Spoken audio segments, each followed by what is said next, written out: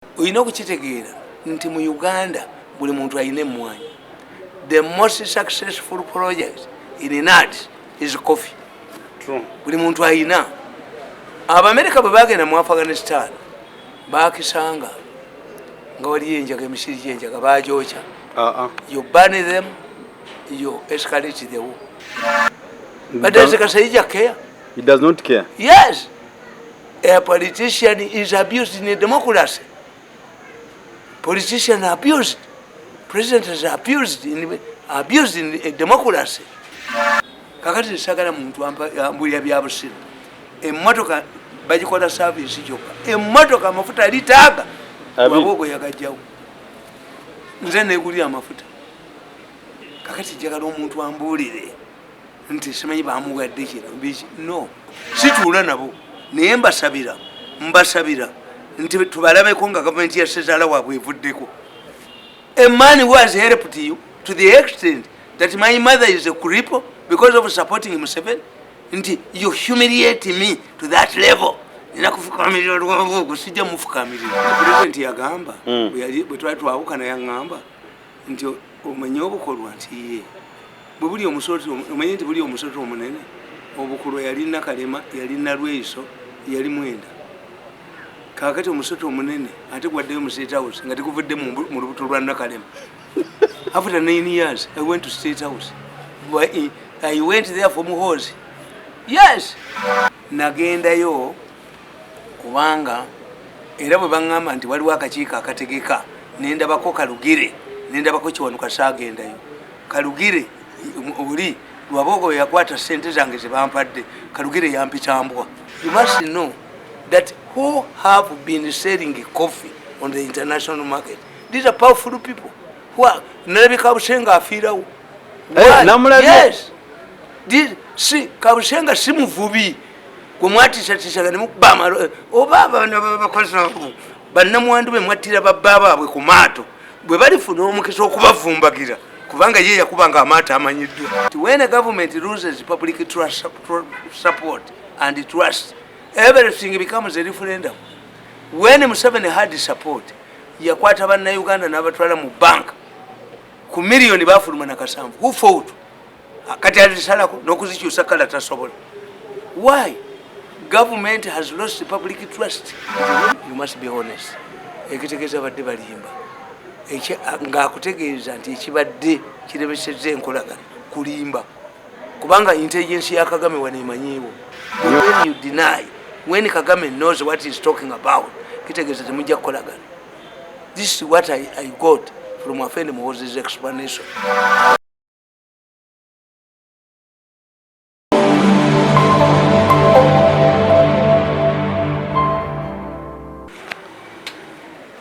Okay, twalamusiza mwena aba na Flash ta Uganda kwe tuli onokole ne senior Tamale Mirundi okutuweerezanga bulijjo.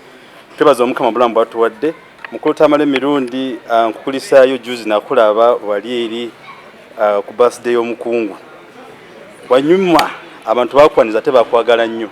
Ne twebuuza ffe baani ababeera n'omusajja bulatambula aboti security zikugamba buli wamu zikulidde security. No, nze nasinga okusanyuka lwansonga.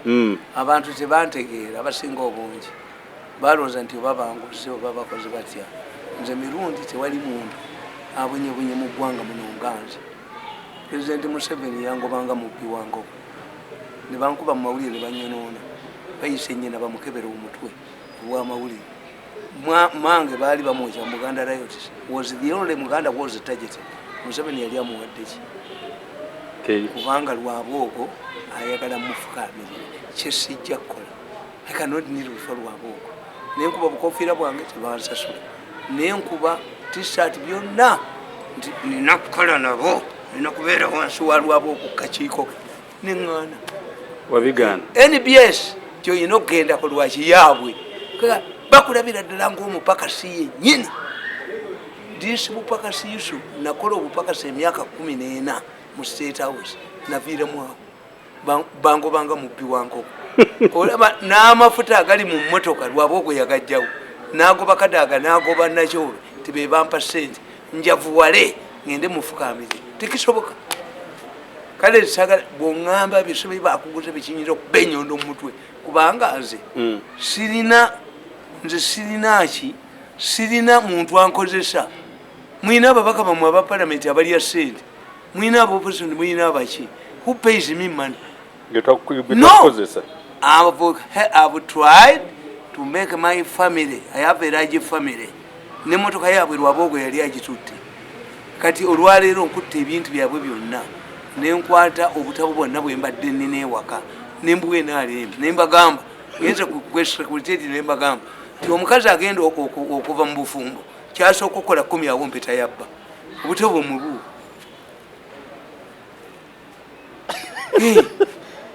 kubanga nakuba obutabo emitwalo emeka Lwabogo n'abulemesa ne president naye nampa sente Lwabogo n'azikwata.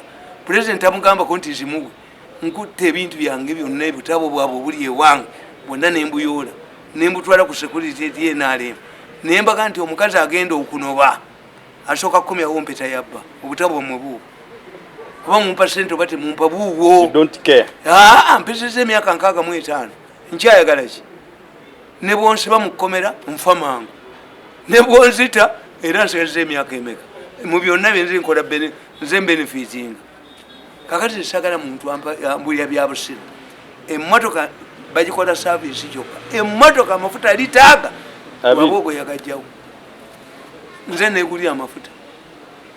Kakati njagala omuntu ambulire nti simanyi bamuwadde kino biki. No, nagendayo kubanga era bwe baŋŋamba nti waliwo akakiiko akategeka nendabako Kalugire nendabako Kiwanuka saagendayo. Kalugire oli Lwabogo yakwata sente zange ze bampadde Kalugire yampitambwa Kiwanuka naye najoga situula nabo naye mbasabira nti tubalabeko nga gavumenti ya Sezaala waabwe evuddeko. A man who has helped you to the extent that my mother is a cripple because of supporting Museveni, nti you humiliate me to that level. Nina kufukamirira Lwabogo sijja mufukamirira nserwe empunu katutunke sirimufukamirira. You will never do that. Myaka 65 kyayagala ki kati nze bwongamba musimanyi Mirundi watuvuddemu biki wantu maki yitu bamanyi nenga kujjamu era bo obavuddemu kuba nekyasinga okumpesa nnyo okulabanga buli wotambula balinga bwagadinga jeno. Anti president yagamba bwe twali twawukana yaŋŋamba nti omanyi obukolwa nti ye bwe buli omusoti omanyi nti buli omusoti omunene obukulwa yalina Kalema yalina Lweyiso yali Mwenda. Kakati omusoti omunene ate gwaddeyo mu State House nga tekuvudde mu lubuto lwa Nakalema. After 9 years I went to State House. I went there for Muhoozi. Yes. Naye Museveni ne maama wange omukazi gwe baakuba talina kamuwaayo talina nina okufukamirira Lwabogo sijja mufukamirira. Kati awo nakkiriza Museveni gavumenti ya Museveni yansala n'amakaga kusala. Yes, bansala era siddamu kukola nabo bansala baba baagala okunkosa baleete sente zange oba nedda tewali ate ku myaka 9 nkyalina kyentya abaana bange batuula abatatudde kati abatatuula liba natuulaku kati naguba ndi hadirayina amafuta angeesasulira abasekale mbawalaawenseza abaki yo gavumenti yansala. Kakati emotoka yabwe naye ngenda kutuukikisa nayo ngibaddize kubanga abantu bwe bagitula bwe bagendabamu baganna kyembafunamu ekitaliyo balooza go bafunamu tibali emotoka yabwe nje gibaddize kasa twawukanire ddala mwalaali ndiokenda bejendaga twekubettalaka tugende kwekubettalaka nenaale naye mukulu kakati mukulu Tamale Mirundi embeera eri mu ggwanga naddala ku nsonga z'emmwanyi ozirabawa nga gwe senior political analyst. Bano abantu bajozi toyinza kudya mwana alinga Kiwanuka n'omuwa mulimu gwatone jeno tekiriyo. Naye nze mbagamba omukulembeze kasa famire yegaziwa tasobola kusigaza pawo. You can read Tolobert in Liberia, Tolobert bali babiri. Gandi read Saddam Hussein, gendo some Libya, gendo Somani, family ya first family kasegaziwa. The president cannot hold the power. Kati Kiwanuka arrogance ye ajijja ku Kalugiri is a hunting dog for Kalugiri. Ejoko jali jana kubira abalamuzi amasimu. That's why he's arrogant. You see, when you are an arrogant man, you cannot think. You think that everything, you know, how can a man who sleeps in Zana, how can he defeat me? The issue is brain. Is the brain not where I sleep? But now we call gate man. This is you have accumulated wealth. What do you do? Business. A primitive accumulation of wealth. Kakati abana chiwanuka yayo nye bintu byonna. Why? When they sit down, ekisaka bajozi, bayina obujozi mutwe. But omanye fe batugamba byobufuzi. When a government loses public trust support and trust, everything becomes a referendum. When Museveni had support, yakwata banna Uganda n'abatwala mu bank ku million bafuluma na kasanvu. Who fought? Kati alisalako nokuzikyusa kala tasobola. Why? Government has lost public trust. Once government loses public trust and confidence, everything it does, whether it is going to benefit the people or not, it becomes a referendum. People rise up. Kakati kankobole. If you come to me, Mirundi media consultants, what do I tell you? How does a new entrant in a market control the market? Ngatoli sichiwanuka. Bane mukwati chiwanuka mu mutwali gye bali mu bamanja mu beno n'empombo z'enkebuka. Obujozi bw'omulenzi oyo n'ejjajjawe bwe yali n'ejjajjawe basala musazi n'ejjajjawe yali mwepansi nnyo kiwanu era naye yaliwo express. Museveni should not involve arrogant fellows in these issues where you need public. Tuyina be tuyita elite, right politicians ne grassroots. You give it to Otafire, it will go through. Otafire amanya abantu. Ono yeyereka kubanga is a hunting dog for Kalugiri. No, go back to your chambers. Who told you to come out of your chamber? Who elected you? Nobody elected you. Ekitegeza Museveni made a mistake. Kakati if you mean nze mbagamba ne bwe yali badde president n'akingamba kuba omulimo gwa aid wa president is kutuusa ekintu ekyo mu nkola in a popular manner. Kuba ne bagamba nti gwe akolera president aid we ulinga wa saloon tayinza goba mugole wa mutwe mubi. You are an expert. Kakati kankubuulire, if this woman, there are two issues. They started discrediting this woman for failure to construct the hospital. Now the hospital issue has gone. Okitegedde nti omaze omukuba. We are not talking about a new entrant in the coffee industry. Naye wasooka muwaako mulimu ne gukola ki? Ne gugaana eddwaliro lyagaana.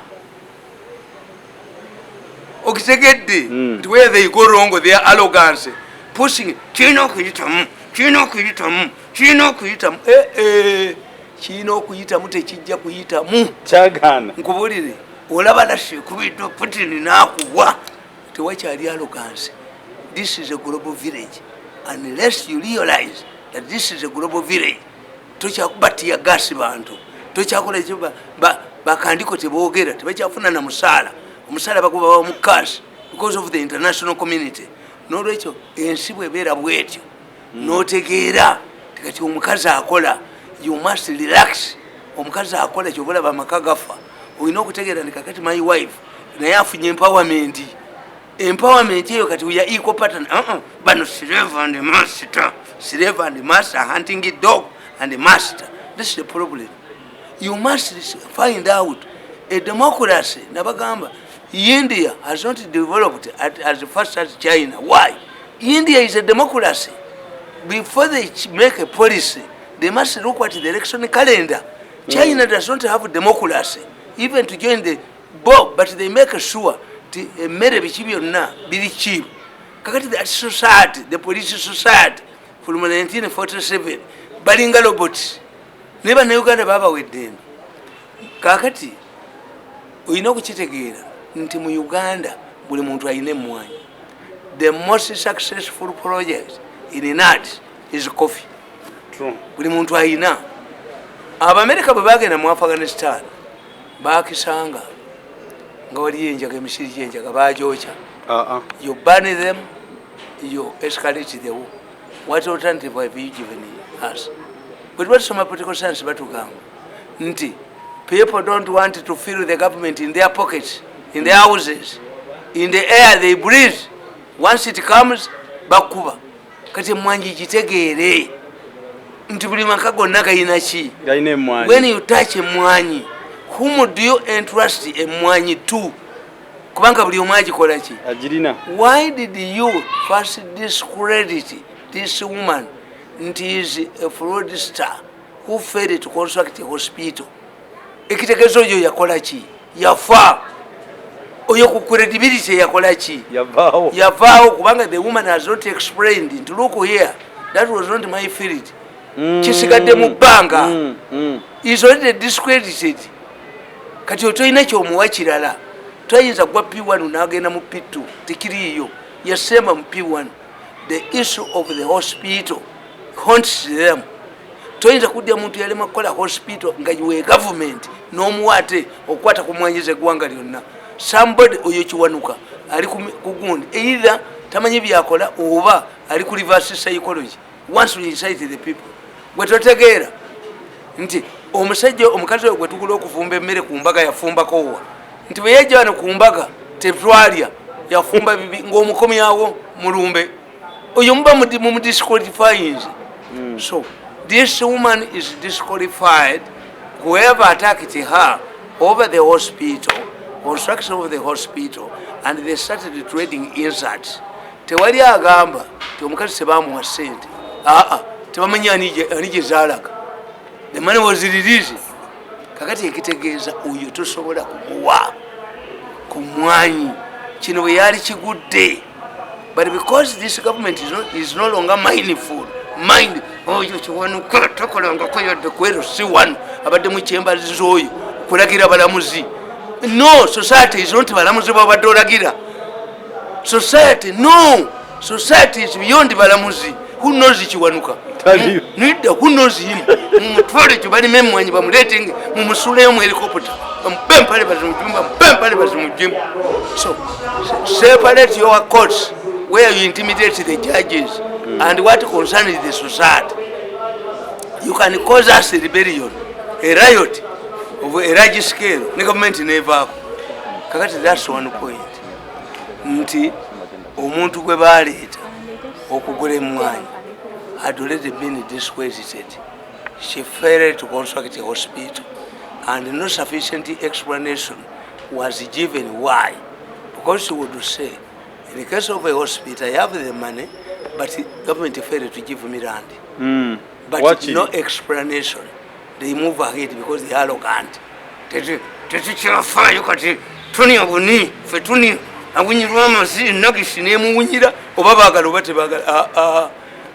Ne Museveni ekyoti yakikolako mu 86 kati eno gavumenti yakwegayirira abantu kuba buli kimukola kyonna kyabatama dda buli kimu kyonna kimwogera bakiwulirako dda.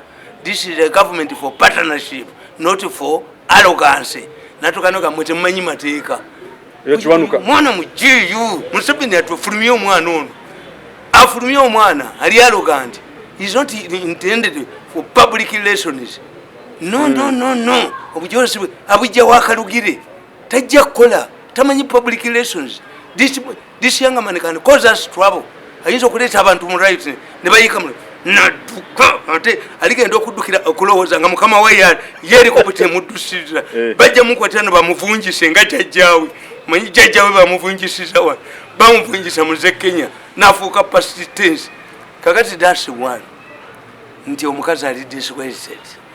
Two, if you have a discredited person, but because of historical links over political links, business, how do you make her acceptable to the population? Because what the farmers need are high prices or competitive prices. Kakati bwe balikoze baali kwesa omukazi ne bamuwa ssente n'atandika okugula emmwanyi higher price. Abalala baalivuddemu bokka naturally By the time you ratify the agreement, the market would have been dominated by who? Who ratified? Who gave monopoly to Aponye?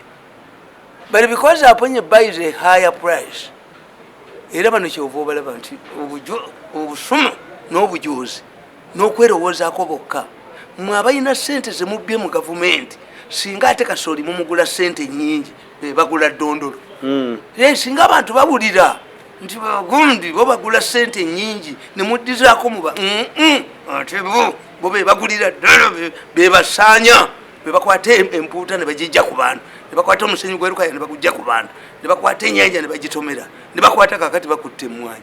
You don't know how to do things. Do you think soldiers rape because they have guns?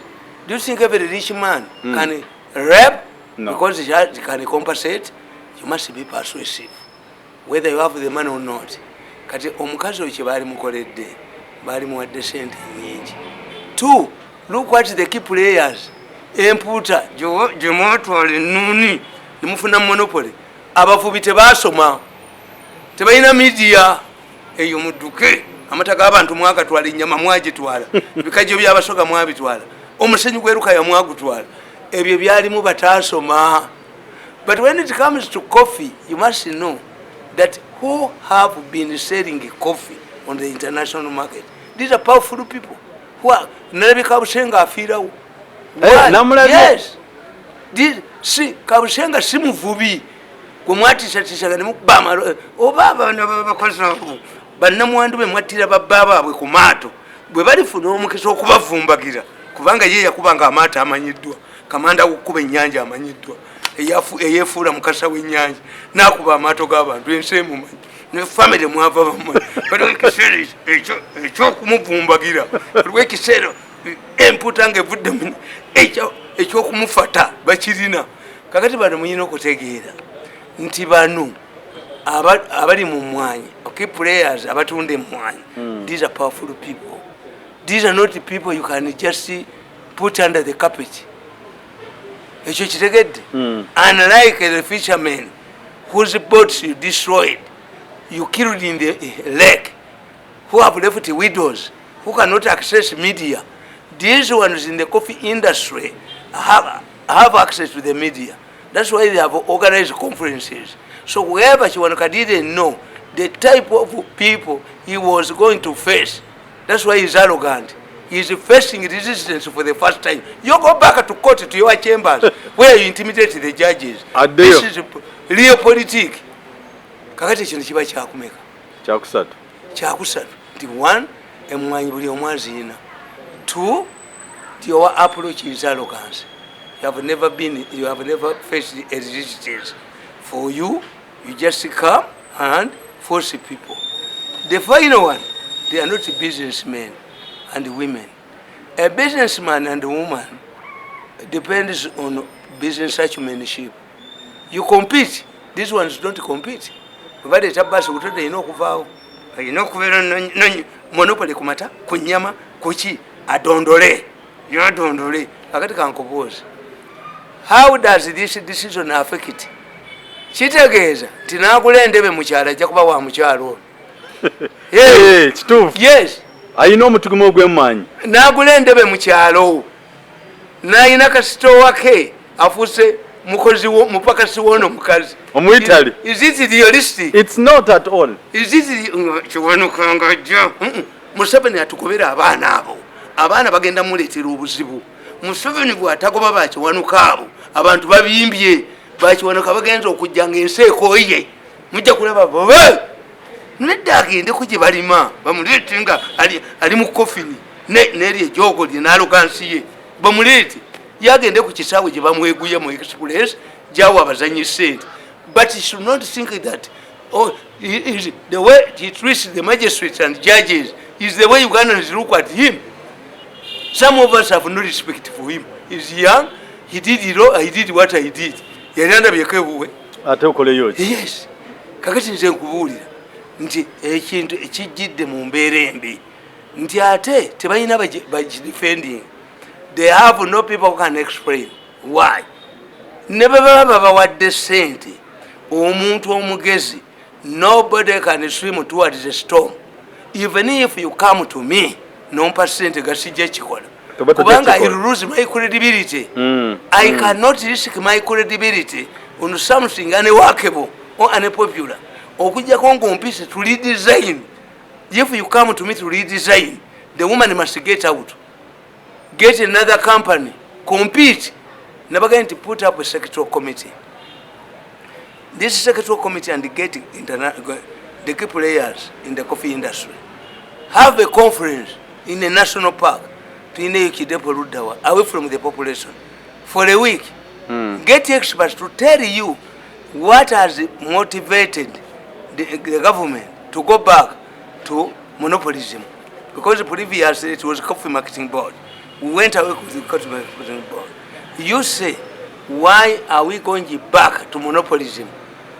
Explain to the experts what has necessitated this country to go back to monopolism. Explain to but the president called the caucus. Caucus, they also come from villages. Even if Museveni calls me today to market an popular idea, I can accept it for fear, but me I don't fear. I'll tell him that Mr. President, I cannot market this. It undermines my future. There is no MP sense MP will market this. Yes, anti omukazi basose ne bamuonoona nti edwali yabba sente z'eddwaliro kati otomuleeta kakati kola kusooka oddeyo oteekewo akakiiko. It is not an agreement. Kuba even an agreement comes from where? An agreement is based on the prevailing fact. We must agree that the prevailing situation requires a monopolist. You give the stakeholders, the farmer too. The population has already been scared, which means you must halt the process. Naye obujozi bwabwe nze mbamanyi obujozi bwabwe bwe bujobaletera obuzibu.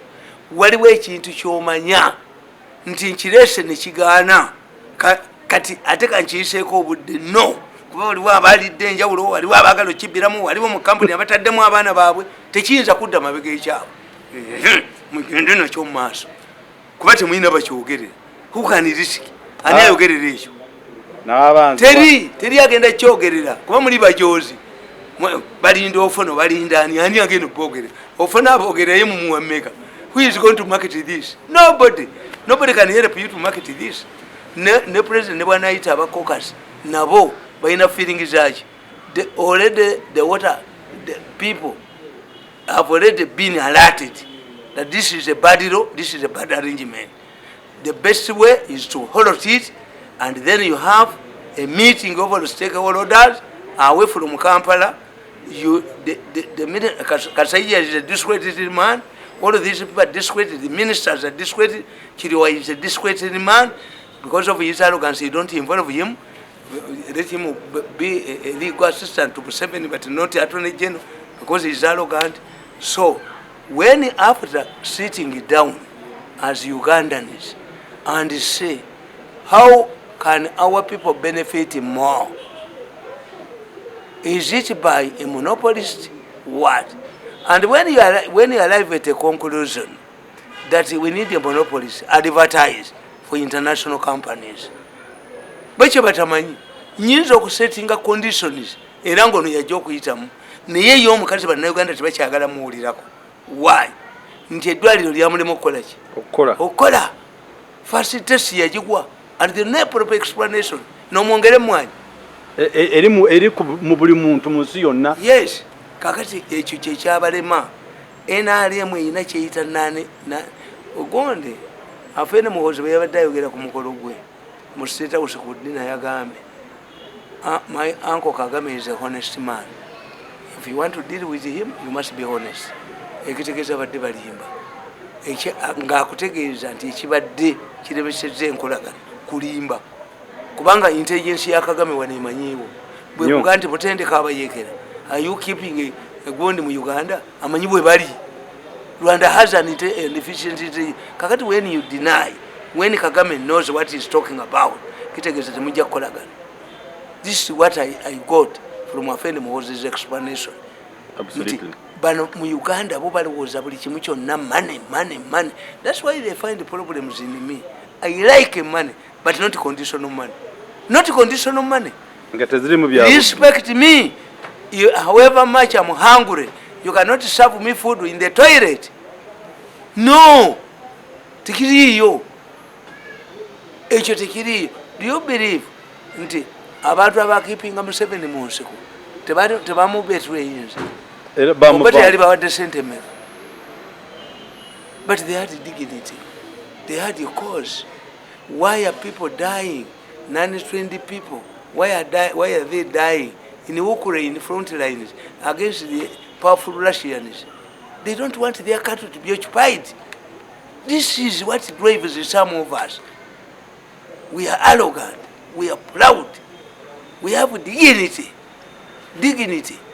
Ujja kusanga omukazi nga bali ku mizigo naye nga tebakyalina sente sasula naye omukazi you sleep with him era n'abagoba ku mizigo.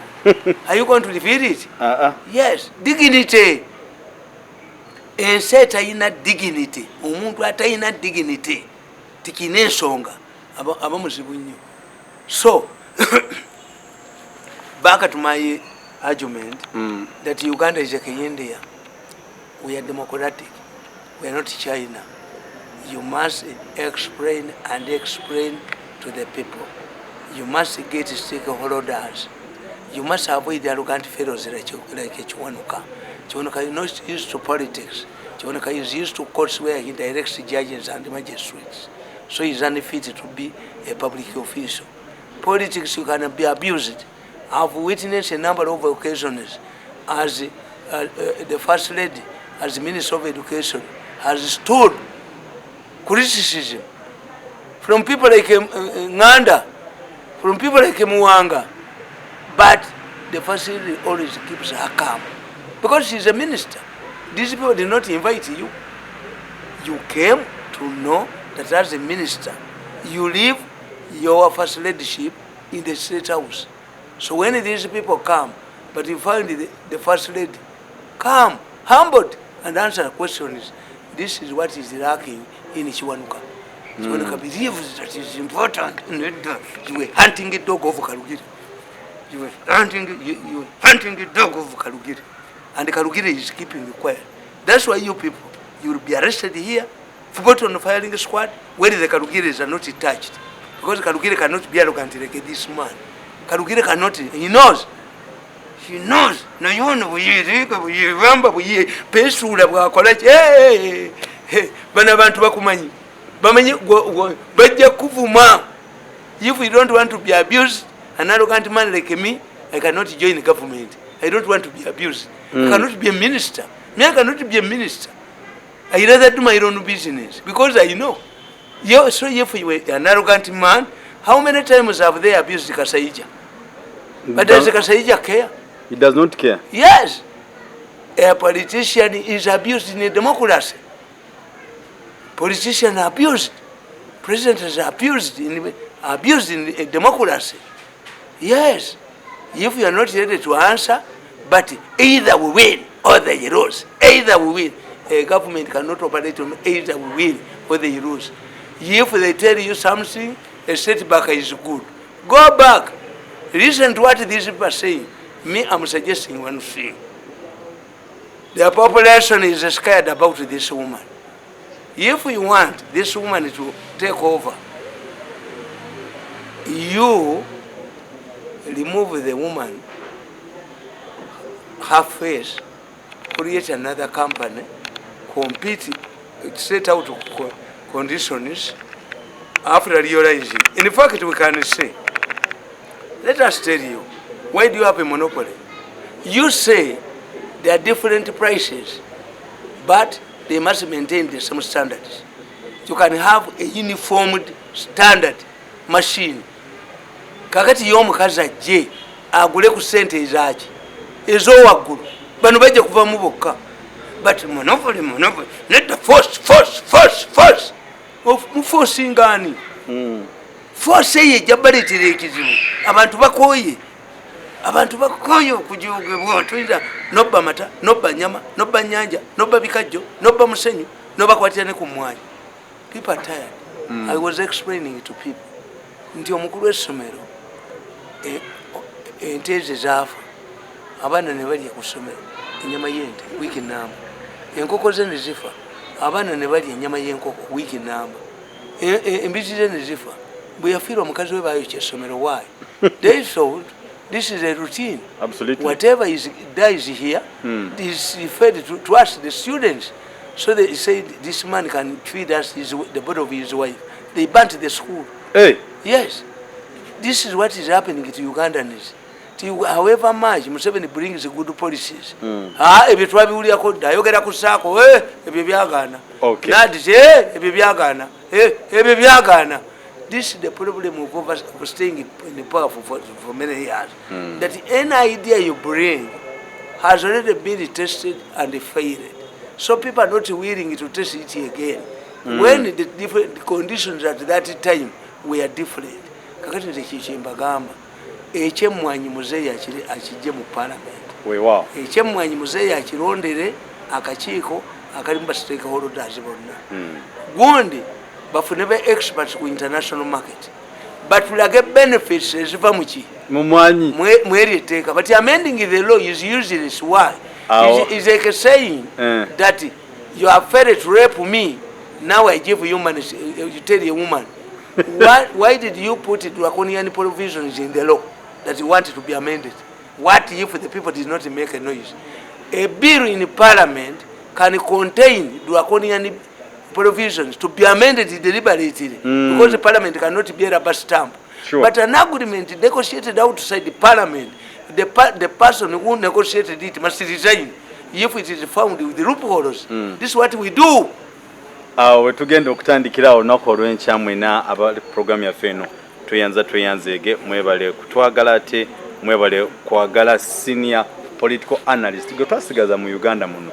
Anas Kalisa yavaawo kati twasigaza Mirundi era mukulu mutweyanziza nnyo information gokyaliwo ate webale kuweereza ensi ate bwenjogera ebigambo 10 ogulaba naye President Museveni ajja abaana abato abo abali aluganda kubanga kirabika ti gavumenti bagigabana kati Kalugire n'atwala judiciary olwabwogo ndowooza ali luddawa omulala. This is the problem of having an expanded family. Nti kiriyo watajjangako mu public life era tebaali mulense waaliwo wano waliwo abasajja. If it has been Lukutana would come to parliament and explain. This younger man is used to bulldozing the judges and magistrates. He cannot be when very arrogant. Never very kunywereza wano nga Kalugire adduse kubanga helicopter bali basula ne helicopter. Bali kunywereza wano nga bali badduse ne bamukwatira wano nga bo bali batemi helicopter zibatudde abantu ne bakera ku machanga yali wano. Tuyina kukonda kitinga ourselves well. In this time when government is descending, governments at times are like planes. This government is gradually descending, is soft landing. So this is the time when we should be aware. Where are we going to be when this government is no more? Are we going to be in exile? The world is becoming narrow. That's why for me I move cautiously. I cannot contemplate a day when I've been in exile and never leave this place. I just remain here as a pauper, but I will never create a situation that forces me into exile. Goodbye. Hey, I stand here.